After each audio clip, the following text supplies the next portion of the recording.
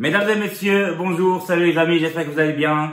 Bienvenue à la chaîne Ibra Show TV, tout simplement pour débriefer les matchs importants du week-end européen, donc pour voir tout simplement ce que vous pensez de ce qui s'est passé ce week-end, surtout en Liga espagnole. On va parler aussi de la Serie A et aussi de ce qui s'est passé en Angleterre. Donc je vous dis à tout de suite après ce jingle et n'hésitez pas de liker et de s'abonner et de partager ma vidéo comme d'habitude. À tout de suite.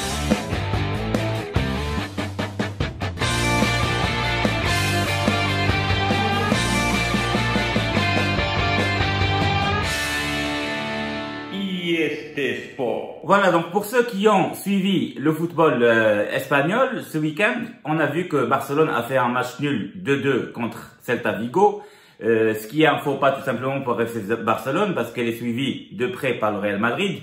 Et justement, le Real Madrid qui hier a réussi à gagner contre l'Espagnol de Barcelone 1-0 grâce au but de Casemiro. Et c'était un but magnifique parce qu'il y avait tout simplement une talonnade magique de Benzema.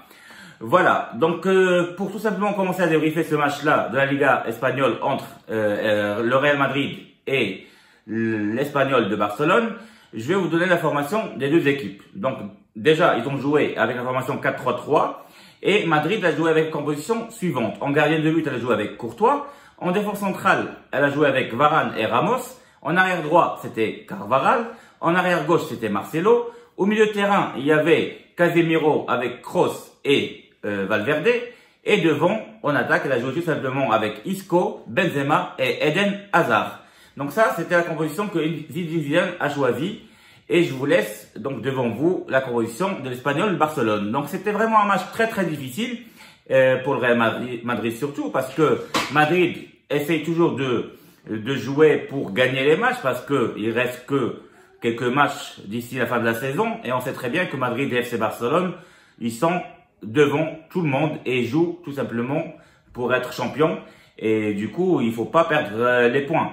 Et l'Espagnol Barcelone, hier, ils ont vraiment très bien joué et ils ont tout simplement développé un jeu qui était pas mal et qui a permis d'avoir beaucoup d'occasions de but et malheureusement pour Madrid, on va dire malheureusement pour l'Espagnol Barcelone, mais heureusement pour Real Madrid qu'ils n'ont pas réussi à marquer les buts parce que c'était vraiment dangereux. Mais Madrid a réussi à vraiment, on va dire, tout simplement faire déjouer l'Espagnol de Barcelone parce que le plus important c'était, on va dire, le score après tout. Parce que quand on joue tous les 2-3 jours, surtout tous les 3 jours en Ligue espagnole, à un moment donné, on va pas toujours choisir et regarder et voir s'il y a vraiment du beau jeu, etc. Parce qu'on peut pas. Parce qu'à un moment donné, il y a quand même des problèmes physiques, etc. Donc il faut faire tourner les joueurs, les faire reposer.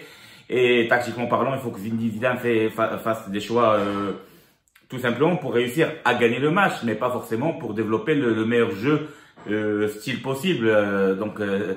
Parce qu'on a vu qu'hier, Madrid, après tout, c'était une équipe moyenne.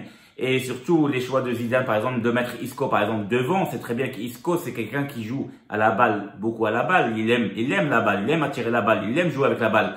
Donc, c'est quelqu'un de milieu de terrain, normalement. C'est pas un ailier droit. C'est pas quelqu'un qui va cavaler, faire des allers-retours comme Vinicius Junior ou Gareth Bale. Voilà, il joue pas sur la vitesse, Isco. Mais c'est quelqu'un qui joue avec le ballon. C'est quelqu'un qui est technique, qui aime bien faire tourner la balle.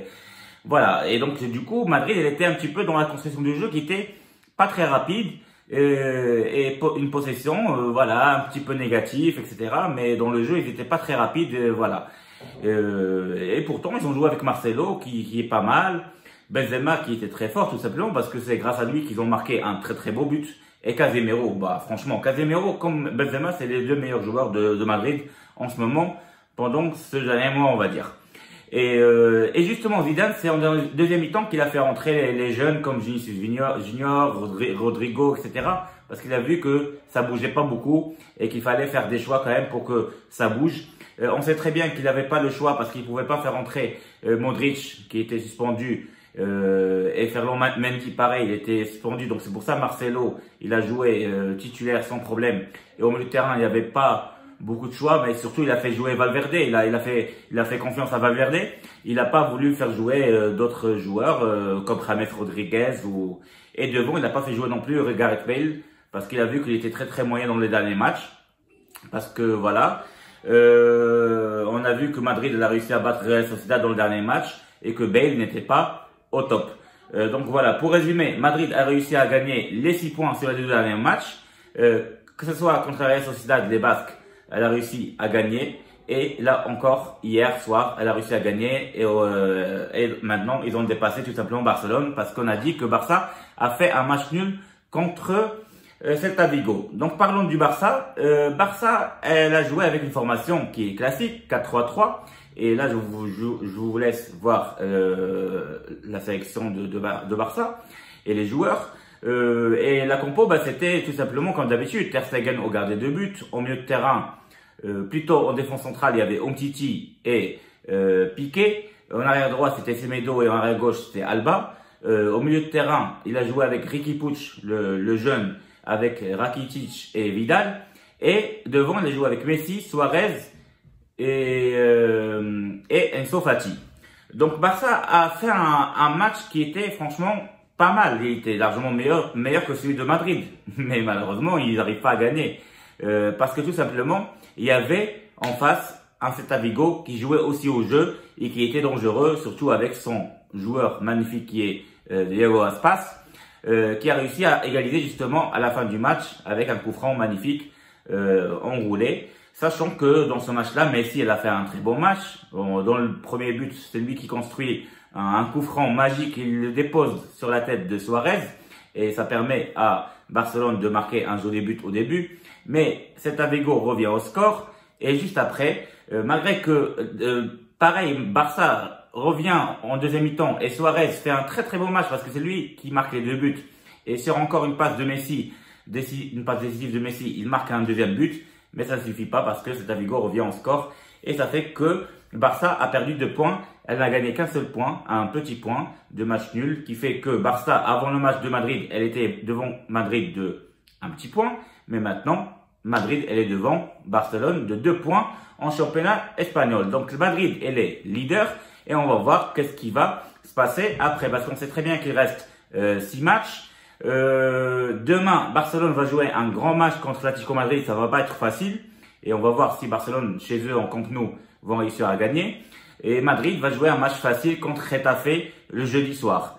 Mais le week-end, le dimanche, Barça va jouer contre Villarreal à Villarreal. Et Madrid va jouer contre l'Atlético Bilbao. Et c'est là, on va voir si Madrid va peut-être perdre des points ou pas. Et si Barcelone va aussi gagner. Et on va voir si ça va être corsé ou c'est définitif, c'est fini. Madrid va aller jusqu'au bout et gagner la Liga espagnole. Donc on verra bien. D'ici ce week-end, je pense que ça va être presque fait.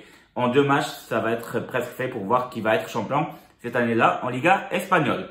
Voilà, parlons de la Serie A maintenant italienne. Donc pour ceux qui ont vu le match entre la Juve et Lecce, tout simplement la Juve a gagné 4-0. L'équipe de Ronaldo, justement, qui a fait un grand match. Il a délivré 2 passes décisives et il a marqué un but. 4-0, c'était Higuaín qui a marqué, De Ligt, il a marqué aussi. Dybala, il a marqué le premier but et il était très très bon Dybala dans ce match-là. Et Ronaldo, bien sûr, qui était aussi fort. Et ils ont réussi à gagner 4-0. Ce qui fait, même si la Lazio de Rome a réussi à battre hier Fiorentina 2-1, sachant qu'à Fiorentina, il y avait Ribéry qui a marqué un très très joli but tout seul. Mais ça n'a pas suffi parce que la Lazio de Rome a réussi à battre la Fiorentina 2-1 grâce au premier but de Certo Immobile. Ce qui fait que Certo Immobile, c'est lui le meilleur buteur de la Serie A, toujours avec 28 buts. Et juste derrière lui, Ronaldo avec 23 buts. Et la Lazio de Rome, elle est juste derrière la Juve de 4 points. Donc c'est pas fini encore, ce n'est que la 28e journée. Il reste encore beaucoup de matchs, presque 10 journées, 10 matchs. Et on verra bien qui va gagner le championnat d'Italie. Et ce qui concerne l'Angleterre, pour ceux qui ont vu tout simplement ce qui s'est passé en Angleterre, on a vu tout simplement que Liverpool enfin a réussi à gagner la Premier League. Voilà, après 30 ans d'absence et après beaucoup de crises financières comme en 2009-2010 et avec tous les recrutements qu'ils ont fait les 3 dernières années avec l'entraîneur bien sûr Jürgen Klopp. Et finalement, après la Ligue des Champions, l'année dernière, ils ont réussi à gagner le championnat cette année. Bravo à eux. Voilà, ils ont devancé tout le monde cette année-là. Entre autres, cette semaine, on va dire, c'était grâce au match de Chelsea et Manchester City parce que Chelsea a réussi à battre Manchester City 2-1. Et ce qui fait que Liverpool n'avait même pas besoin de jouer le match d'après, même s'ils ont gagné 4-0 facilement. Voilà, ils étaient sacrés champions d'Angleterre. Bravo à Liverpool et félicitations à eux. Voilà, ça fait longtemps que ce grand club mythique d'Angleterre n'a pas gagné la championnat d'Angleterre. Après 30 ans, donc ça fait plaisir pour eux. Et les supporters, j'imagine, ils sont très euphoriques. Voilà, donc si vous avez bien aimé cette vidéo, n'hésitez pas à liker comme d'habitude et à s'abonner pour ceux qui ne sont pas abonnés encore et de partager. J'espère que ça vous a plu encore une fois. Je vous dis à très bientôt et surtout, likez. Au revoir.